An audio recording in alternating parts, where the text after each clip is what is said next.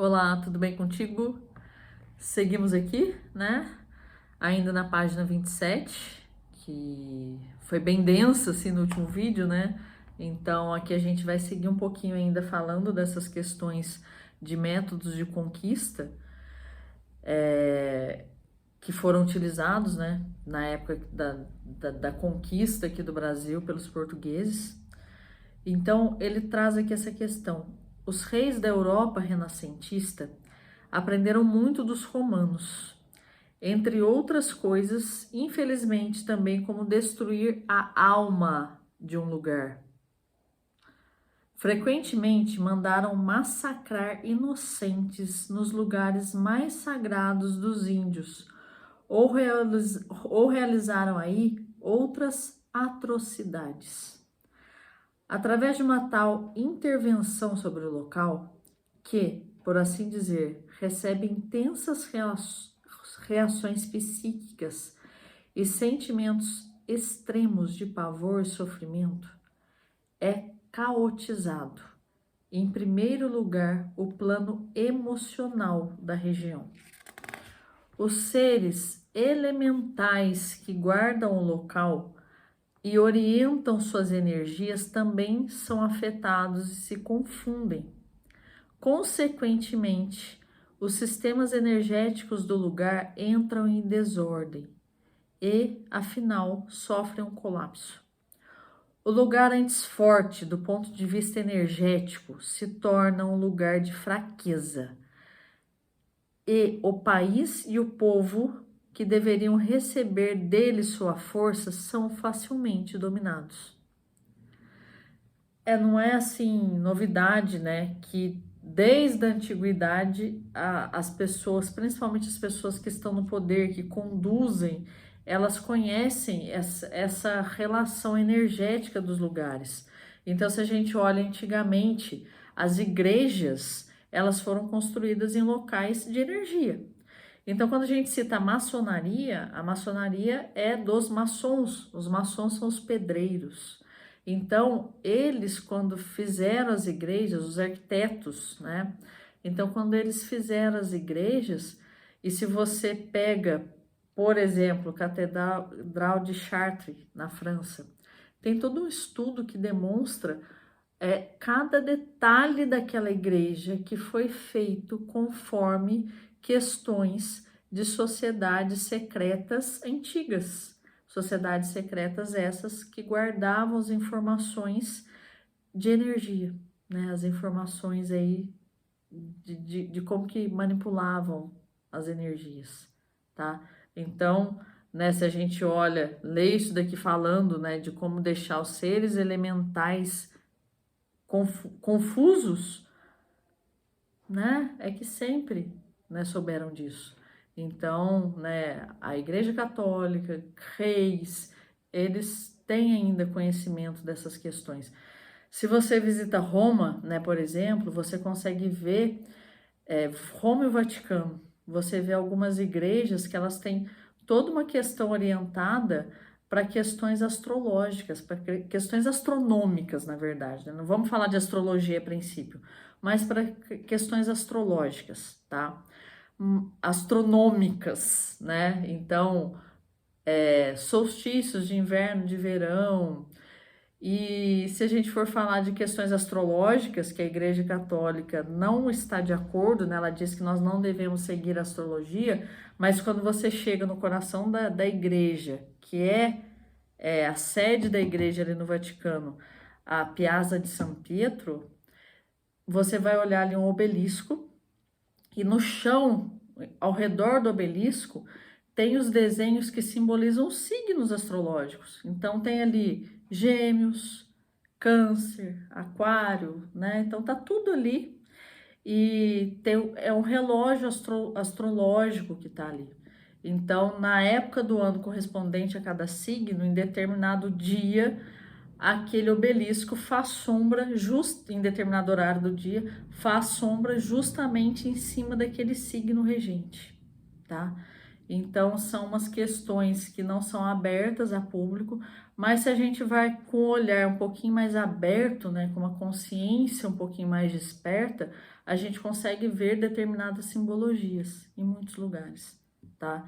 Eu tô citando Roma porque eu estive ali no Vaticano e eu fiquei assim extremamente, né, eu sou de criação católica, e a hora que eu vi os símbolos do zodíaco no chão e um obelisco ali no meio, né, é uma coisa que eu fui pesquisar depois. Então, que a gente possa ter esses olhares, tá? Não estou querendo aqui descaracterizar o catolicismo, né? Mas só trazer símbolos. Então, que a gente possa observar símbolos nos lugares que a gente vai, principalmente os lugares que são grandes, né? Para determinadas religiões, para determinadas crenças, que a gente possa ter esses olhares. E através desses olhares a gente vai perceber que existe um conhecimento antigo sobre essa questão de energia, né? Sobre toda essa questão aí, tá? Então, né, falado isso, né, essa questão que os dominadores transformam o local para, né, destroem os lugares santos sagrados de determinados povos para que seja fácil dominar esses povos. Então ele vai trazer, né, que passaram-se muitos séculos dessa dominação, né, dessa necessidade que os colonizadores viram de destruir lugares sagrados aqui no Brasil. Então a própria natureza iniciou processos autocurativos. É importante, porém, pensar que o ser humano tem uma responsabilidade kármica pela destruição, olha só. Então, se estamos aqui hoje, né, pode ser que antigamente nós fomos os destruidores desse local. Então, a nossa responsabilidade kármica hoje é ajudar que esses locais se curem. Será isso? Não sei, vamos pensar, né? Isso daí sou eu que estou falando. Vamos voltar aqui para o texto. A natureza consegue reavivar uma parte, mas apenas o próprio ser humano consegue apagar as funestas estruturas energéticas destrutivas. É o que procurei realizar no circuito das águas através do meu trabalho de cura da terra. Utilizo para isso basicamente dois meios. O primeiro consiste em dissolver conscientemente as informações energéticas destrutivas inscritas na região, através de um tipo de trabalho de acupuntura da terra em grupos. Nos lugares que sofreram com esta forma de destruição intencional, procuro por pontos de acupuntura através dos quais seja possível atingir eficientemente as informações energéticas negativas inseridas no inconsciente do lugar. Por meio de cantos desarmônicos, um lamento improvisado, o grupo tenta construir uma ponte sonora para chegar a essas inscrições traumáticas e, por essa via, trazê-las à luz da consciência.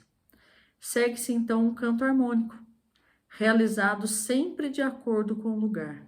Através dele, busca-se, por um lado, dissolver antigas estruturas de sofrimento e, por outro, construir a nova vibração harmônica.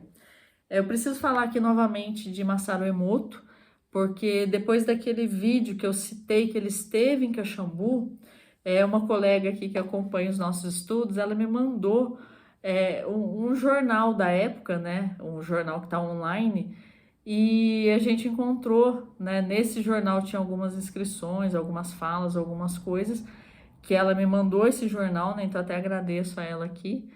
E desse jornal a gente achou um vídeo, e nesse vídeo é uma gravação de Masaru Emoto. Então alguém gravou o trabalho que Masaru Emoto fez. E foi possível encontrar também o vídeo que a pessoa que acompanhava Masaru Emoto gravou também, né? Então no site, no YouTube do Masaru Emoto tem essa gravação. E ele, com as pessoas que acompanharam o trabalho dele, foi um pedacinho só que a gente achou, né? Então não sei o trabalho inteiro, mas conheço pessoas, no vídeo é possível encontrar pessoas, né, que estão aí trabalhando ainda nessa região, que se mudaram para a região. Então tem ali o rostinho de pessoas conhecidas, né, e que seguem trabalhando pela luz, por coisas boas ali na região. E nesse vídeo, Masaru Emoto canta, né, uma música conhecida, e tem pessoas acompanhando com instrumentos musicais, várias pessoas cantando. Ele está ali perto da fonte Ernestina Guedes, no Parque das Águas de Caxambu, tá? Então, é lindo ver, assim, aqui, Marco Pogatnik descrevendo o quanto uma música, né, os cantos das pessoas ajudam a curar o local. E daí você vê que Masaru Emoto fez isso também.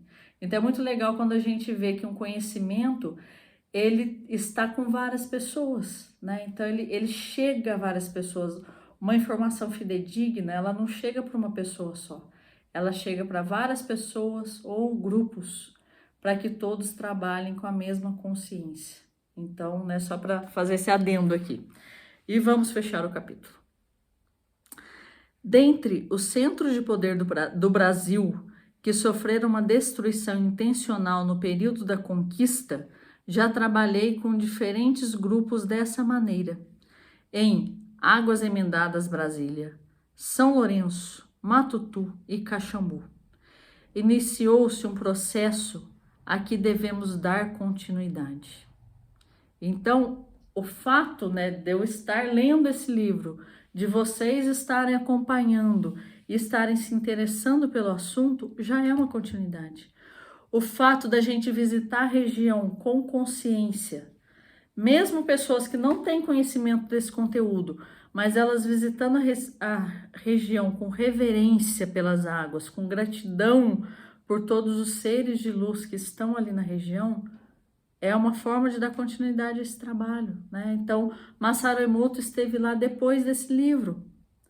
E ele esteve com consciência de cura para a região. Então, mesmo que ele não conheça o conteúdo desse livro, ele foi com reverência, né? E ele fez um trabalho de cura. Então, tudo isso é dar continuidade ao trabalho que Marco cita aqui. O segundo meio para apagar as dolorosas estruturas destrutivas é descobrir a imagem primitiva, o arquétipo do país, e apoiá-lo na sua ação positiva. Neste caso, estou pensando no arquétipo da identidade brasileira, tornado negativo e quase de todo desativado durante a conquista.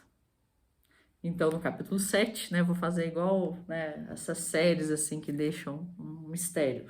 No capítulo 7, a gente vai falar sobre qual é esse arquétipo que o Marco encontrou, como que ele encontrou e como é que ele, né, com o grupo que estava com ele ali, como é que eles trabalharam isso para a acupuntura da Terra, né, nessa região ali do Circuito das Águas, certo?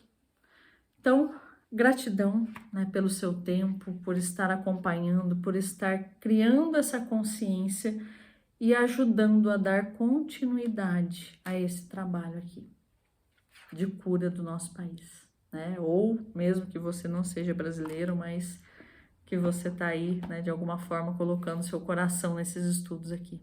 Então, gratidão pelo seu tempo.